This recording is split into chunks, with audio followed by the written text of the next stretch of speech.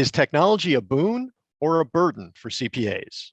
This is the IssuesWatch podcast.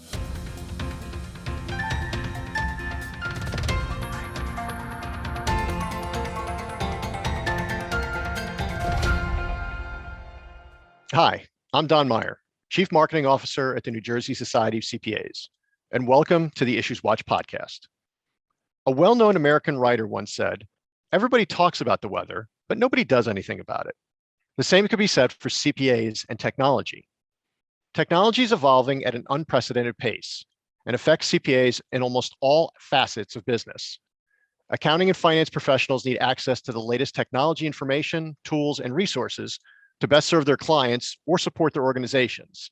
But CPAs are generally not considered early adopters. The NJCPA recently surveyed members to gain a better understanding of CPAs' thoughts, perceptions, and experiences with technology. Here with us to discuss the results are Brandon Marks and Nick Rigali from NJCPA technology partner OWG, a visionary consulting practice that brings a security-first, client-centric approach to every partner engagement. Welcome, Brandon and Nick. Thanks for having us. Yeah, hey Don, thanks for having us. Appreciate it. My pleasure. So let's go first into a question for Brandon. In our recent survey of members, 88% of respondents indicated that they stay personally current on new technology, but on the firm level, 44% don't spend on IT unless necessary, and 35% don't have an IT budget. So when it comes to technology, is there a disconnect between individual practices and firm practices? Sure. So for many of us, staying current on technology means experiencing or even just reading about having serious interest in a new gadget or a new service or system, security product, et cetera. We might buy an IoT device like a connected thermostat or upgrade to the latest iPhone or Galaxy, try and harness 5G speeds, cut the cords, et cetera. But these tools and applications really don't have much to do with integrating and running technology at a firm level or at a business for that matter. When we talk about business technology versus personal technology, we're talking about IT that requires a completely different level of sophistication and need for bigger guns. So those the concerns really are regulatory requirements, insurance, meeting IT compliance, solving business problems, scalability, giving employees the ability to collaborate, communicate easily, access information, no matter where they are, especially post-COVID, and then of course, security. So personal technology and the experience with it isn't really going to help you navigate the intricacies of a business technology solution. Not having a plan and a technology strategy these days is not just going to work very well. And so you're going to spin your wheels, constantly battle to stay just ahead of the curve, and you end up spending money in the long term. So from a security perspective, it's not even a fair fight. Anyone operating this way will get killed. So in our experience, smaller firms tend to be doing a better job than mid-sized firms when it comes to having a budget, being proactive, using technology that's right size. That's mostly because the mid-sized firms grew up from being smaller shops. And so they don't really have the operational complexity required, at least from a technology perspective. Policies, procedures, people that really kind of respect and understand why things are the way they are, or they have staff and firm members who have also come along with the ride, so they didn't come into the environment the way that it needs to be. So technology and related infrastructure, security were just there and not really designed with or implemented with any sort of intention. Right. Nick, this question is for you. I was a bit surprised that the primary challenge among respondents wasn't identifying new technology to consider implementing, but rather learning how to use existing technologies to their fullest. Is that a common concern? Yeah, it's definitely a common concern, and more so all the time, it seems. What we tend to see in situations like this is combination of a few things, all kind of which comes from what we call organizational change management. So kind of to the earlier point about the smaller firms that grew up to be more mid-sized, that's a really good example of this, where they may have brought some of those legacy tool sets that they were using along the way, or a hodgepodge of solutions, or subscribe to every different SaaS application that's out there. but all along the way, they're accumulating all these things, and a lot of people don't know how to really use them. And we tend to see that the people that will kind of invest in that organizational change management, which has to start really from the top down, to say, these are the tools that our firm is going to use. This is how we're going to use them, and either engaging the end users in training, or in some cases forcing the end users into training. But again, that has to come from the top down, because human nature is going to say, I don't want to go to this training. I want to just use the tool. And that is actually so much more critical than people think it is. And it's so critical to the success of implementing a new solution, a new platform, and really the success of the firm. So all those types of things collide and contribute to a lack of understanding of all the products that you have available to you, whatever platform that is. It also can lead to, if someone doesn't feel like they know how to use the tool well that they've been given, they're just going to go sign up for another one. They may not have the training to use the productivity tool that the firm uses, so they might just go and put their company card on a Zoom subscription if their company was using Teams, but they didn't really know how to use Teams or like Teams, as an example. And that's what we call shadow IT.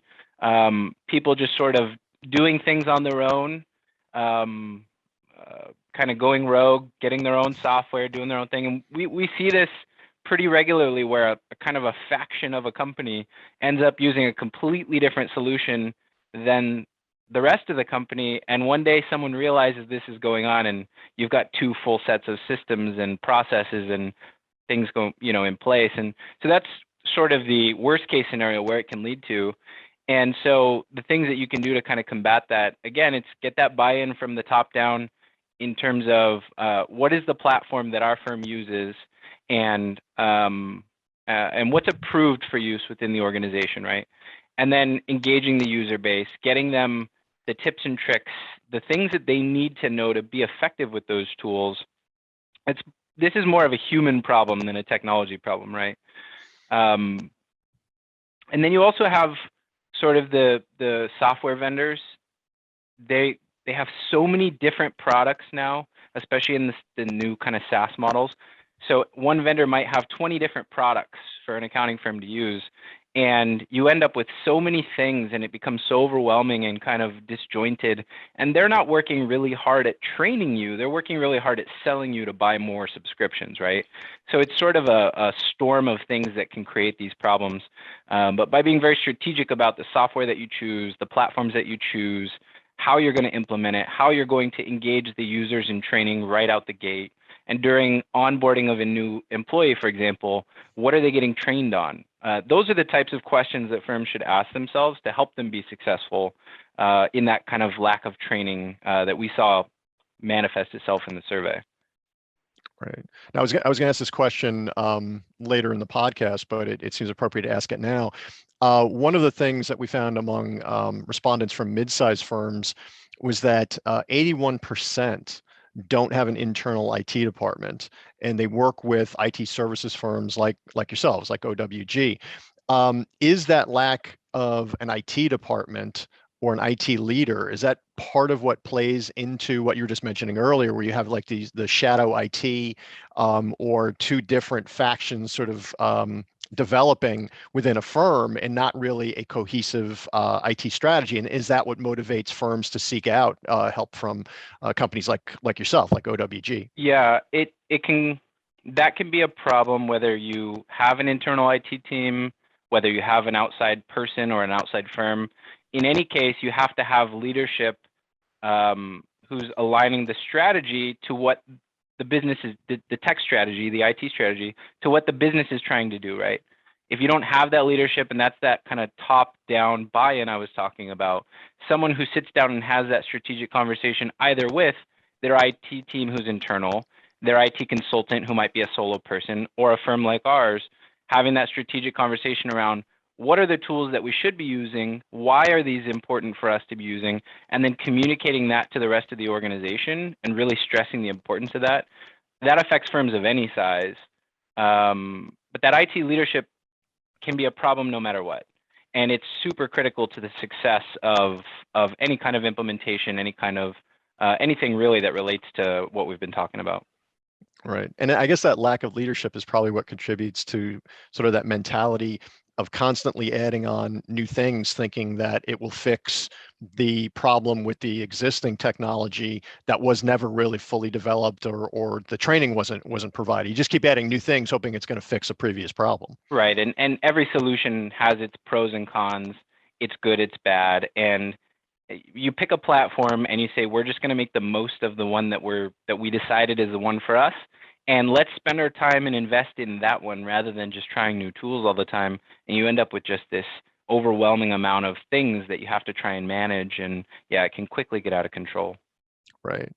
Now, Brandon, one of the other things the survey revealed, which also surprised me, was small firms stay current on technology almost as much as large firms and have many of the same challenges. But how does the approach to technology differ between small and large firms? Is it simply a matter of time and money, or do they approach technology in different ways? So it's time and money, of course, but also the approach. So, it used to be that the largest firms had access to the best tools, the best software, the best platforms, mostly because putting a solution in place was expensive, time consuming, and oftentimes technically challenging, to the point where you had to have a team managing that system all the time. In modern times, though, with the advent of cloud platforms really becoming mainstream, SaaS application vendors also becoming mainstream, and then just the way that the vendors contract their software in general, even the smallest firms have access to the best tools. So it's not just about tax platforms, but everything from collaboration, communication, phone systems, file storage, et cetera. One of the things, and this one's kind of personal for me, but nearly 40% of the respondents in the survey said they are less effective working from home compared to working in the office. That's me. I confess that's me. I'm definitely not as effective at home as I am in the office. But I was another thing I was surprised by. We've been doing this for almost 2 years. And are you surprised the number is that high? I would have expected maybe around 20-25% people who would say that. So were you surprised the number was that high? Or were you expecting it maybe to be even higher? Who knows? Well, at first we were shocked, but when looking at the data, the responses, it seemed to us at least to be more of an environmental issue.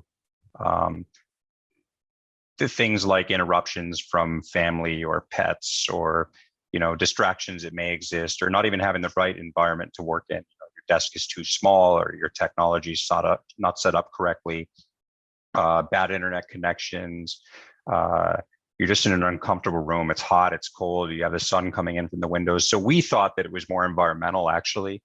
And in some small way, you can improve remote work through technologies like modern cloud platform with less moving pieces, and firms providing better equipment to their staff. But at the end of the day, it did seem higher than I would have expected. Yeah. And I guess a good chair can go a long way. Sometimes that's just as important as a strong Wi-Fi connection. For sure. In my case, it's always laundry that distracts me from work. I don't know. I always feel like I need to do laundry when I'm home. So it's been a weird couple of years. We're closing in on 2 years into this pandemic. Technology has changed in a number of different ways here at the society. We've had to adapt. Firms have had to adapt in a number of different ways. It's hard in this environment to look ahead to next year and think about what the trends and issues might be. But I'm going to ask both of you to do that. Looking ahead to 2022, what do you see being kind of the biggest technology trends and innovations? Yeah, so the first trend is really not technology; it's more regulatory. And we're seeing already, and it's not just going to be 2022, but it's going to be 2022 and beyond, where the regulatory pressures are only going to increase. Governmental, industry compliance, insurance requirements, client pressures, everybody's going to be looking for stronger security and privacy assurance. And so those pressures are really going to come in the form of expenses, policies, procedures within firms, you're going to need to start looking at what all of that means and being proactive about it, because at some point you're going to have to comply, and losing a big deal or a client because you can't meet compliance requirements, it just seems silly. So our recommendation is that you need to get ahead of the curve. And Nick or Brandon, one of the big challenges that we're seeing within the profession, not just in New Jersey, but across the country, is staffing. Firms are really struggling to find people to fill open positions. It's unlike anything I've seen in my 17 years with the society. Are you finding that firms or companies are looking to technology maybe to fill some of those gaps? So if you can't find a person, maybe you can find technology to help make up for that loss of staff? That's a great question. I'm not seeing much of that myself. The technology that could do that is not widely available and not really accessible to the small and mid-sized firms. A good example of that would be like IBM's Watson. It's a fairly expensive endeavor to look at ways that you could use an AI type software and build it and integrate it into different tools in your business. That can get very, very expensive, and it requires a lot of attention from technical folks. So it's kind of out of reach in today's world, and that's probably why I'm, just thinking about this now. It's sort of the reason why I don't think we're seeing much of that. I do think that there's also a big issue with onboarding people who are working remotely. It's kind of adding to the struggle here with hiring as well, because you get someone on board, and when they're working from home right out the gate, as we were discussing earlier, are they getting the right training? Are they spending more time on their own than they would next to another partner at the firm, or another accountant that they can kind of overhear conversations from? Those kind of things are somewhat missing, in the hybrid remote work environment.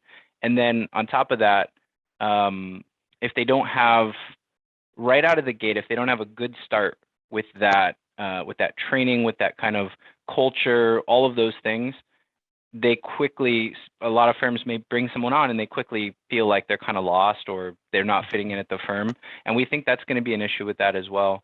I don't see a lot of ways that technology can really solve that, though. I agree with you on the technology, and we of course struggle with that here as well. And so our approach has been to always be looking, always be recruiting, always be looking for resumes to come in the door, and just keep the process going. We have a pretty stringent process that you have to go through before you can even get hired. But it has helped us. That process has really helped us save a lot of time internally, but also make sure that we're getting the right people in the right seats, even if it means that we have to take a little bit longer to find somebody to put in that role. Yeah, none of that really is technological. It's more process, and we've been refining our hiring process, and we have some staff that work full-time remote. So we had to learn how to onboard people. Before many people were working in this hybrid environment, we were already doing it in some cases with some of our staff. So we had to learn how to not only hire, but train and really get someone up to speed fully remote. And that can definitely come with its challenges. So over the last couple of years, we've had to really refine that. But again, that's not technology. That's really process more than anything. Right. Yeah, I think the only thing that technology has done for us is it's allowed us to bring on people that we would have never considered for the positions. So we now have team members as far away as Maui, and who would have thought that was even going to be an option? So if we did have somebody who said that they wanted to move to, I don't know, Alaska, we could absolutely have them do that, and it wouldn't be an issue, provided they wanted to work the hours. So neither of you insisted on doing that interview in Maui? I thought about it. Yeah. I will say this, and maybe this is where technology and process kind of come together. We offer a job bank through the society, and we've been seeing an unprecedented number of job listings from firms who are desperate for people, and we're able to track the number of clicks on the different job listings. And I could say to our members and firms out there that the jobs that are getting the most interest are the ones that mention remote work as a possibility. So just something for our members to keep in mind. So and certainly when you talk about remote work, that's where, Brandon, you mentioned security, and you mentioned the different things that people need to work from home. That's where those two things kind of come together. So having good technology and a willingness to develop better technology, that's where that kind of comes into the hiring process. So it's going to be interesting to see how that plays out. Nick, we'll close with you. I mentioned in the opening, I said a few words about OWG. You guys have been a partner of ours for almost 2 years. Can you tell our listeners and viewers a little bit more about the services that you offer? Yeah, sure. So we think the most important thing for people to understand is more about our approach, because as Brandon said earlier, anyone can buy the same software and the same tools and turn those things on, and anyone can provide IT services. But we really try to do two things that we think drive success for our partners. One is to really embody that word partner and care about our clients' firms as close as possible to as much as they do, and really deeply get to understand how they work and what's important to them, and becoming a true partner. And secondly, we use an approach or strategy here that we call PLAD, which is partnering, leveraging technologies, achieving results, and delivering outcomes. And we look at everything that we do with our partners in a very strategic way, and we use our sort of methodology there. And we have found that to be very effective in creating these deep, meaningful, long-term partnerships. We have really long tenure with most of our clients, and also through our, sort of our approach to things, we're able to drive real success for them and help them be successful as a firm. We're hyper-focused on that strategic and advising piece at a holistic level, firm-wide level, and then second on creating just a really incredible end-user experience. And that comes in the form of the technology they're using, but also the way they engage with our team when they need help with something. And, the services we offer range from that strategic, the budgeting, the strategic conversations around how the firm is using technology, where things are headed, et cetera, to integrating those things to, migrations and integration and all that type of stuff. And then high touch support on our service desk. And everything we advise on, we start with a security first approach. We build everything with security in mind.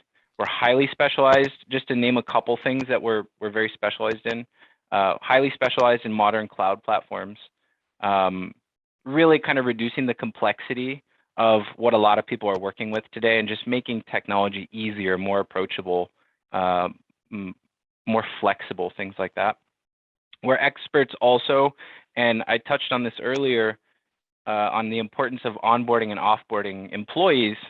So we've become really experts in this area, and the pandemic sort of forced this on us a little bit, because we were already doing some really nice custom workflows for onboarding an employee for one of our clients. But we've taken that to a whole new level. It's completely customized. It's very white glove. It's very high touch. When someone starts on their first day, they have an incredible experience, and we get to be a part of that. And so those are just a couple things that we feel that we do better or differently in a lot of cases from some of our competitors. We work with some firms as their entire IT team, and in other cases just as a supplemental team. So they might have internal IT staff that we work with, and we offer various types of engagements. We really try to not squeeze people into a box that we sell, but rather create a flexible solution that really fits their needs, as long as it fits into our core competencies. One of the other things is there's a bit of a trend that we're seeing, and we didn't touch on this when you asked about what we're seeing kind of in 2022, but we're starting to see this trend of a lot of accounting firms' clients coming to their CPAs and having these kind of more strategic conversations about risk. And it's starting to come up a lot more where our accounting firm partners are coming to us and saying, hey, our client really wants to understand their cybersecurity risk, their how their technology is creating risk in their business, and do they have a cyber insurance policy? And if so, is it going to cover them in an event? Do they have the right policies in place and things like that? So the accounting firms actually now have an opportunity, and CPAs in general, to really become that sort of strategic advisor to your clients, and we can kind of help our partners navigate those conversations, and it really deepens your relationship as a CPA to your client, and it allows you to have those conversations about risk, but it also opens up opportunities for those clients to really start thinking about really critical aspects around, you know, what Brandon was mentioning, regulation and things like that. So we're seeing a trend there as well, and we're starting to hear a lot of questions about that from our clients who are coming to us and saying, hey, how do we talk to our clients about this? So I just thought I would share that. It's something that we're starting to advise on a bit to the accounting firms, just as it continues to come up.